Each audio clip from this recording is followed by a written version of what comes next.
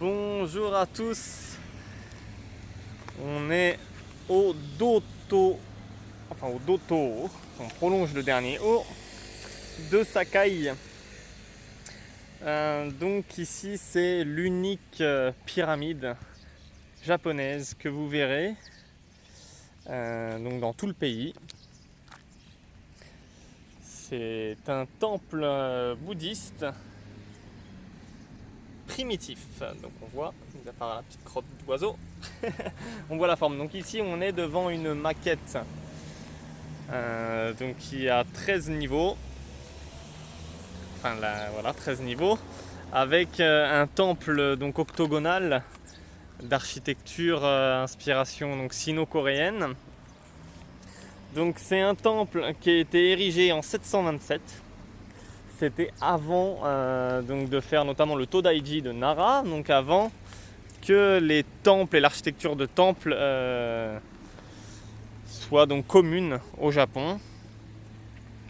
On va dire c'est vraiment le premier genre de temple bouddhiste japonais. À l'époque, en fait, on ne savait pas au Japon faire donc de structure bouddhiste. Tout simplement parce que le pays était shintoïste. Notamment avec la période prospère de Sakai et ses tombes d'empereurs immenses. C'est vraiment le cœur du Japon traditionnel et antique autour de Sakai. Et donc dans cette région qui est vraiment importante au point de vue religion et point de vue aussi politique, on a fait un essai, voilà, ici, avec ce Do-to. Do c'est terre et to donc c'est la tour. C'est une tour de terre et comme vous remarquez donc qui est faite avec des briques en argile. Là c'est vraiment l'original. Bon donc elle a été rénovée de temps en temps, hein, c'est sûr. Mais avant donc d'avoir les formes de temples bouddhistes comme on connaît aujourd'hui, on a eu ce genre de temple. Et quand on dit on a que deux exemples. Celui-ci que vous avez devant vous, qui est à Sakai. Pour venir, il faut prendre le train depuis Osaka, la ligne Nankai-Koya. Donc c'est la ligne qui mène à l'immense et le magnifique sanctuaire bouddhiste. Enfin, un sanctuaire, oui, place où il y a énormément de temples bouddhistes. Donc du mont Koya. Et vous arrivez ici à Fukai. C'est un quartier de Sakai. Donc c'est parfait pour terminer une journée de visite des couteliers notamment, ou si vous avez fait un petit saut à la tombe d'empereur, pour vous immerger vraiment dans cette culture antique japonaise. Vous venez ici à Sakai voir les tombes d'empereurs qui ont été faites au 4e siècle. Vous pouvez aller dans d'autres endroits aussi pour voir ce qu'on appelle la proto-histoire. Mais pour toutes ces, on va dire, ces grandes constructions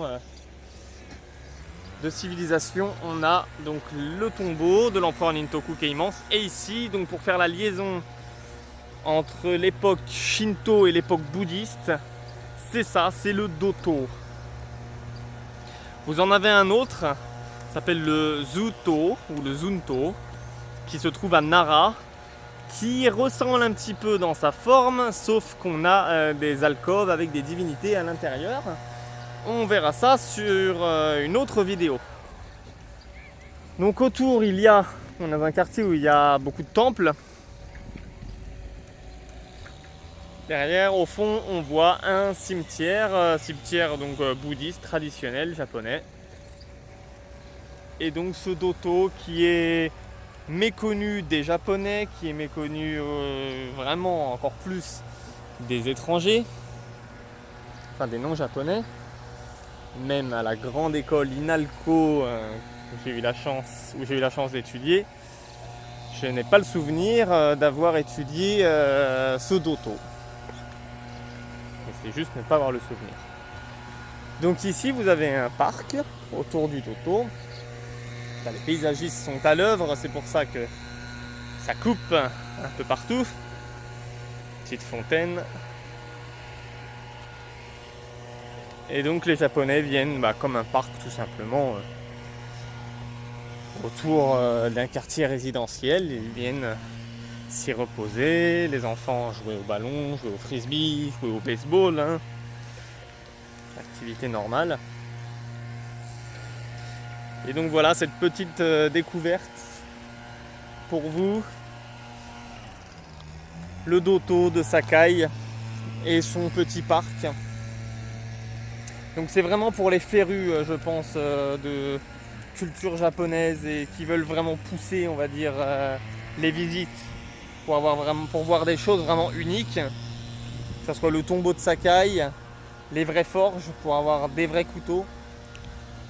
On rappelle que les couteaux de Sakai, la ville de Sakai est la capitale traditionnelle des couteaux japonais. Ils sont fabriqués de manière artisanale. Et vous pouvez donc venir au musée ici, ou alors si vous ne pouvez pas vous déplacer au Japon, regardez un couteau de Sakai ou desakai.com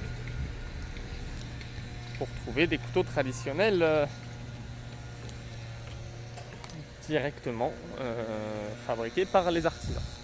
Donc on a le Doto en fond, et malheureusement c'est moins joli, mais c'est les véhicules de paysagistes. Et donc bon un petit parc à la japonaise normal. C'est que vous faire une petite promenade. Donc je m'attends pas à ce que il y ait des milliers de touristes qui viennent ici, hein, puisque c'est moins clinquant que le Todaijin Nara, hein, qui est merveilleux. C'est moins clinquant que le Kinkakuji, bien que récent, tout en or. Mais si vous voulez vraiment découvrir quelque chose d'unique et d'antique surtout, et surtout les origines du Japon,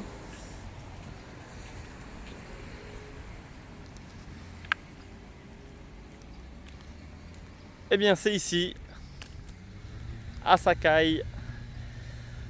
Position idéale, si vous cherchez sur internet, il y a 2 villes qui s'appellent Sakai, ne pas confondre. Nous on est Sakai à Osaka.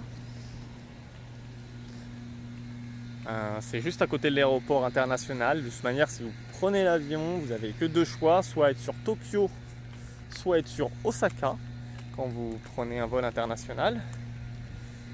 Si vous arrivez par Osaka, ce qui est le plus judicieux étant donné que vous êtes au centre tout de suite des traditions, hein. Osaka, je vous rappelle que c'est juste au milieu de Nara, Kyoto, Himeji, c'est pas trop loin d'Hiroshima, du mont Koya, et vous avez Sakai. Et quand vous prenez le train de toute manière de l'aéroport jusqu'à Osaka, vous êtes à Sakai en entre 20 et 30 minutes, ça dépend du type du train, le type de train. Et si vous continuez la route, vous allez sur Osaka. Et donc Sakai, c'est entre les deux. Donc c'est une bonne occasion de venir passer une journée ou bien une nuit. C'est bien, hein. Profiter la journée, faire les couteliers, faire un ou 2 temples, des fabricants d'encens, et ensuite dormir sur une auberge traditionnelle comme Sakainoma par exemple, et venir visiter le lendemain les tumulus, les plus grands tumulus du monde, base de la civilisation japonaise, et pourquoi pas ce Doto. Ce Doto donc en 13 niveaux, qui est l'ancêtre des temples bouddhistes, qui fait 8,6 mètres de hauteur et 53 mètres de côté. On en fait le tour très rapidement. Et c'était fait donc en 727, ce 8e siècle qui était un siècle de bouleversement vraiment pour le Japon, puisqu'on a eu des échanges intenses avec la Chine et la Corée pour introduire le bouddhisme. Ce temple qui a été fait par le moine Gyoki. Voilà. J'espère que ce Doto donc, vous a donné envie de venir à Sakai, de venir le voir de vos propres yeux.